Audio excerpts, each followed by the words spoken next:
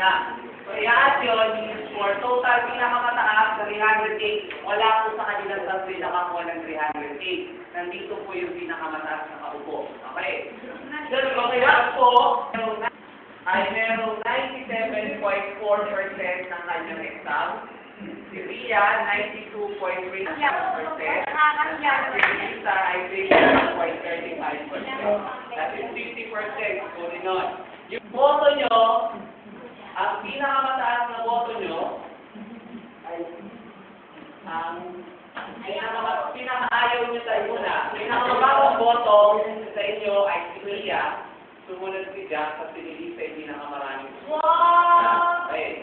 Pero sa text vote, ang pinakamataas sa text vote, si Tia, tapos si Lisa, 27.03%, at si Jack, 84.4%. Tapos sila to, ang unang i-discuss muna natin, si Pia.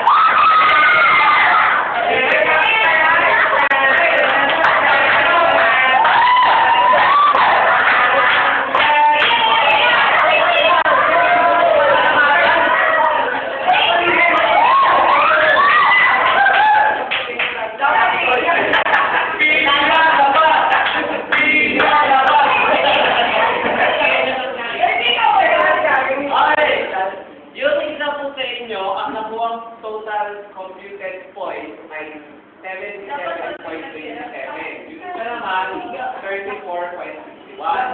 I would like to say bye and goodbye. Lisa.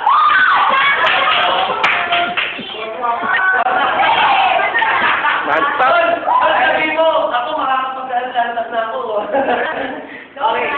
That's a chance and we have to go again with the challenge and be part of the contest.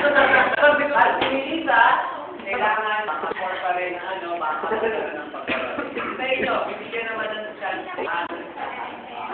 Ako ay kasi 50%. Okay? Sino po dun sa iba?